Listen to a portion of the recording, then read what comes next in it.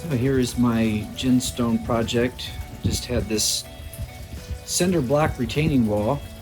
I wasn't quite sure whether to paint it or not, especially since there's some moisture behind the wall, and this was never sealed, but with the GenStone I was able to secure the panels in with the screws right into the concrete, and then with the adhesive, so I know it's already withstood several downpours and rain, and it's looks just as good as when I first put it on.